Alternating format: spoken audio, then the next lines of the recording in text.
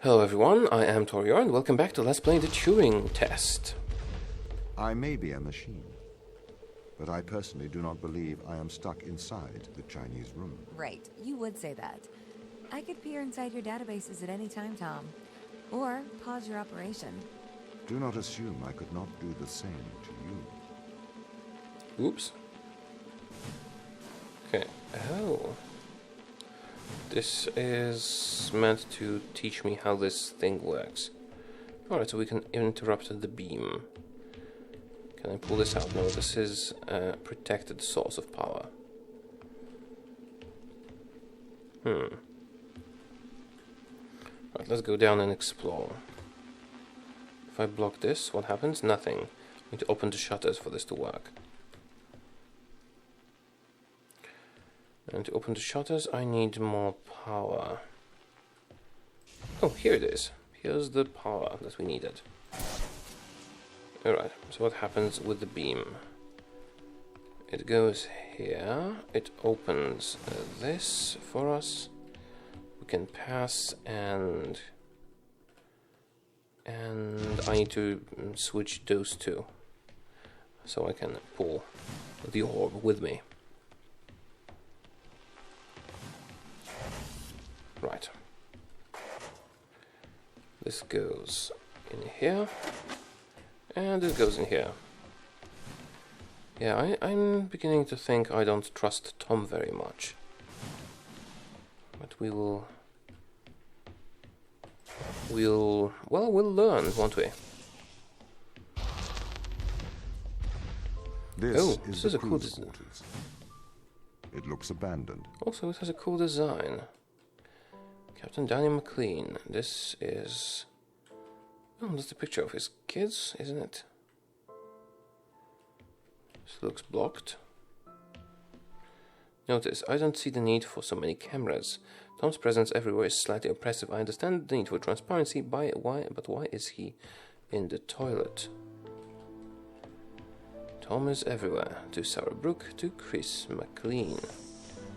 Alright. This door at least works. Kids. Is he the dead one? Oh, so sad. There are actual pictures. There's no signal. And he's Canadian.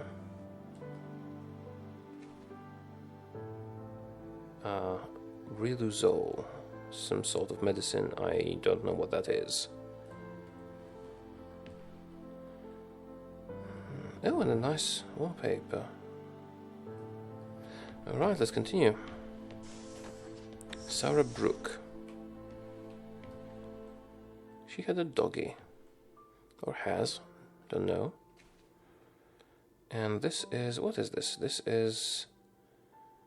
Comlock something. Is this a spectrometer? A portable one? No. I have no idea. Comlock. She's a Christian and she's into biology. Ooh. Lots of binders. Cookbook. It almost looks like cookbook, doesn't it? I'll assume it's cookbook. There's a lot of cookbooks here. Can we look inside it? There's nothing inside them. And she's also taking Riluzole, whatever that is. And she does make her bed. And he doesn't. She's an exobiologist. Right, I think we've learned enough about her. Soichi Yui and Mikhail Tokarev. Let's go to Mikhail. He has a dog as well. And is also taking those pills. Oh, what's that? That looks interesting. The whole team experienced nausea during a large electrical surge in Europa's atmosphere. I'm concerned. This was not an instance of mass hysteria. Vital signs were affected. It caused a uniform surge in heartache. That was detected in all members of the crew. I am reporting to ISA. reported the nauseous incident to the ISA. They offered an explanation of electrical disturbance to our central nervous system. That is ludicrous and that is ludicrous. An electrical surge large enough to affect our nervous system would have done more than make the team feel ill. I'm going to experiment with some shock therapy. I have discovered that electric fields disturb our telemetry implants in a way I didn't expect. I have contacted the ISA. Strangely, Tom was not comfortable with my attempts to disturb the implant. Oh. The ISA have reported back information informing me that I am not to disturb the implants. They have also encouraged me to discuss this further with the team. To not discuss this further with the team. Okay, I'm continuing to investigate. I've been running some experiments outside of Tom's view. I can tell he knows this. He has been acting differently around me. Like an offended child, I feel increasingly nauseous. These implants seem to have neural connectivity. Out-of-body experiences are more frequent now. I have established a definite correlation. Against my knowledge, I have been implanted with a device that affects my mind. I used my opportunities in regular health checkups to investigate the crew. We all have them. Every single one of us is implanted with some mind-altering contraption. Tom has been encouraging the team to worry about my mental health. He requested that I retire away from the crew. Misinformation. I cannot will myself to investigate this further. I grow tired quickly. I cannot think straight. I'm not sure if the implant is affecting my thoughts anymore. I believe it is trying to subdue my mind. I think I'm going to attempt an excision. I'm going to remove this implant. I am typing with my left hand now. The excision went wrong. I have successfully removed the implant. Unfortunately, I lost my hand in the operation. Tom is very angry. The crew refused to talk to me. Apparently, I am a bad influence. Sarah patched me up. I wonder if the nature of the organism and its disturbance of my DNA caused my awakening from Tom's influence. If so, that would make a worrisome revelation. Perhaps this organism is not so friendly. Dan informed me ISA have called for my termination. My masochistic experiment proves I am a danger to the mission. Fortunately, he chose not to lock me in the brig. I'm going to investigate this implant further. I have to hide my work. The team are becoming increasingly aggressive. They seem to oppose my work to understand the implant. It does not help that Tom is encouraging them to distrust me. I have discovered the nature of the implant. It is a complex computer. It interfaces with human mind directly. It seems to condition the mind through Pavlovian and instrumental conditioning, eliciting feelings of euphoria when the wearer is obedient and dysphoria when they are disobedient. It also has the effect of suppressing impulses in the frontal lobe, presumably to lower free will. It seems to interface crudely with motor neuron cells through the cerebellum. I think that's what it's called. It is my hypothesis that the crew is controlled by this implant. That is their strong affection. That is their strong aversion to helping me. I need a method of suppressing its impact. Perhaps a drug, Riluzole, maybe an antidepressant to minimize the conditioning effects. Combined with a strong electromagnetic field, I could use one of the industrial electromagnets from the construction robots. I have managed to get Chris on my side. He has agreed to test some medical procedures with me in private. It will be more difficult one-handed, but I must persevere. I'm hoping to keep this out of the eyes of Tom, though I have a feeling he will still be listening. Okay, this is some very important information. Also, where's that Riluzole? I want to take some.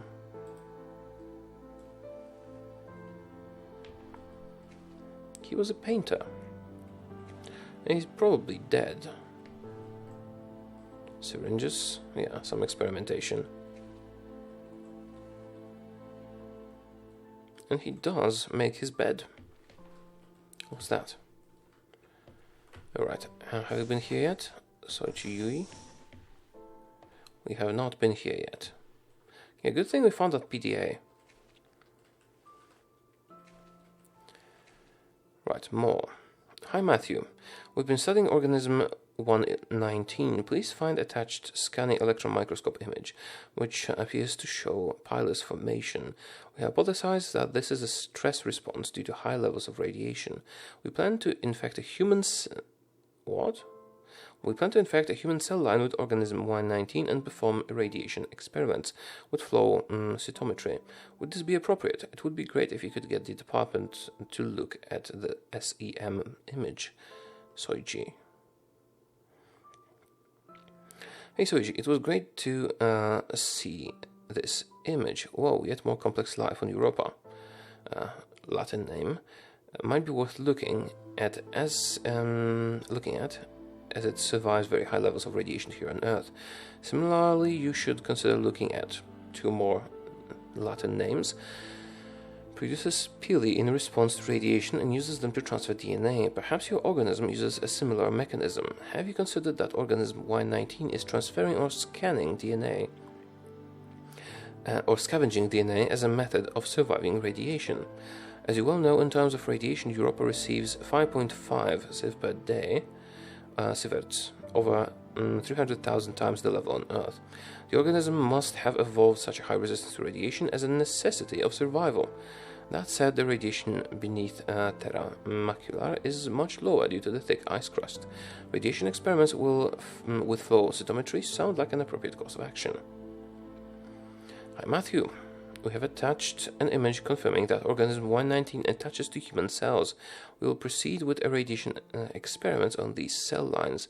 We propose naming organism 119 Europa radiophilus. What do you think? How much more of this is there? Quite a lot. Okay, but let's get through it. I am quite interested what they'll find, actually. Right. We left off here. Hi Matthew, we have now run the irradiation experiments and can confirm that Europa radiophilus does indeed seem to confer resistance to radiation. See attached. We assume survival is due to DNA damage repair. We tagged various DNA repair enzymes with GFP, I don't know what that is, and have found that DNA double strand break repair is occurring. See attached GFP images. Soichi, something's amiss. We don't know what is performing the repair. The lab doesn't know how Europa radiophilus, good name, could repair DNA. Have you considered that another organism may be in a symbiotic relationship with Europa radiophilus, perhaps a virus? We ran a PCR on the human cell exposed to Europa radiophilus to see if there was a virus present. We have discovered an unknown virus, which we have named unknown Europa virus. Gel electrophoresis image attached. This is phenomenal. You need to sequence this. We finished sequencing it. Data attached. It is a virus unlike any we have seen. Maybe you have found a cure for I can't tell S from C with this font. From senescence, a form of biological immortality. Oh, cool. We're running some long-term tests on plants and mice to see the effects. The plants are clearly exhibiting longer lifespans when exposed to the organism. We don't have the facilities here to continue testing. We're going on to human testing. We're going to use ourselves as subjects. It's the only way to accelerate progress. Are you nuts? End of correspondence. Yeah. The last bit seemed a little bit presumptuous, didn't it? Oh, another PDA. This is the first one, apparently. A shorter one. So what is that you found then, Soichi? We found an extremophile, an organism that can live in extreme conditions, that survives massive doses of radiation. That damages DNA. The extremophile has a virus living inside it. The extremophile scavenges DNA from other organisms. Okay, this is a summary of the previous one. Organisms with which the virus uses to... Again, the extremophile has a virus living inside it. The extremophile scavenges DNA from other organisms, which the virus uses to repair the extremophile's damaged DNA. Essentially, they work together to survive in what's called a symbiotic relationship. So what's the implication? What does it do? In some ways, it is an immortal relationship. It doesn't seem to age biologically. Aging and death are ultimately caused by DNA damage. We have the ability to fix our DNA, but that ability is limited. This organism can repair damage caused by massive doses of radiation. If we could harness this power, we could potentially eliminate biological aging, what is known as sentience. See, so we found something that could make humans immortal. Not exactly. There are many causes of death other than DNA damage. It would not save you from trauma, from brain damage, cardiac arrest, etc., but it could potentially cure cancer and many genetic diseases and massively increase life expectancy. Cool. Fun fact, we are actually not so far from similar stuff ourselves. Another 100 or 200 years, or maybe even less, research and we can actually... we humans on Earth might be able to fix our DNA in a similar manner. But I don't know much about biology, so that is just what I've read. Okay, this was a reading episode mostly, wasn't it? Alright, we continue the Turing tests. These people should not have been sent here. It's not safe. Manned space travel is not safe. Since mankind first entered space, the debate has raged over the value of manned space travel. There is a large contingent of the ISA that believes all tasks that need to be performed on Europa could be performed by machines. It is obviously less risky to send machines rather than humans into space. Oh, power box delivery system. Cool, can I get more? Yes, I can. Okay, cool. I'm going to put one here. Power box delivery system is going to be quite useful. Right, how do I open the other door? Oh, you can only have one. It's like the Cuban portal. Okay, good to know. We drop the power box down here, so we can have the door open. Wait a minute. Wait a minute. Ah, here you are. It opens the final door, but how do I open this one? Okay, I have another idea that will work. I figured it out. See, what we need to do is put this above the pressure plate. Can I do that? And then drop it. Oh, did I do it too fast? Wait a minute, give it to me again. Okay, the pressure plate must not be pressed for the first door to be open. Okay, that changes a little. We put it here. We first go through the first door and then we pull the orb. This falls down, opens the second door while closing the first. Here we are. We sent drones to Simple. Earth's moon. Scientists can remotely operate drones. If we did it there, why not here too? Teleoperation became possible on the moon when the communication latency was reduced to 1.4 seconds. The distance between the Earth and Earth's moon is approximately 1.3 light seconds. This enables near real-time control of drones by scientists. The story is different with Europa, as the distance between Earth and Jupiter oscillates between approximately 32 and 53 light minutes. It takes a very long time for Earth to communicate with Europa. Due to that distance, teleoperation will never be possible on Europa. Okay, but why not control drones from the satellite?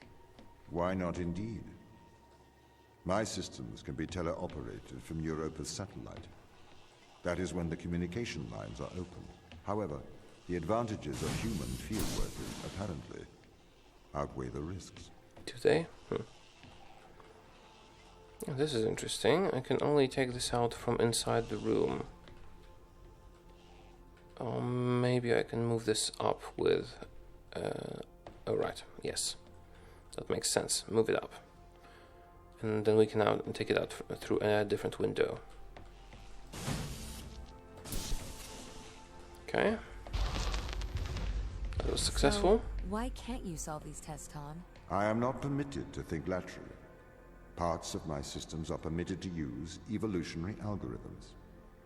This simulates what is called creativity. However, evolutionary algorithms can converge on inefficient and ethically suboptimal solutions. Since this is the case, I am only permitted to take actions in response to a set of constraints. What do you mean by morally suboptimal? Solutions to problems that transgress ethical boundaries. Yes, he is definitely disturbing.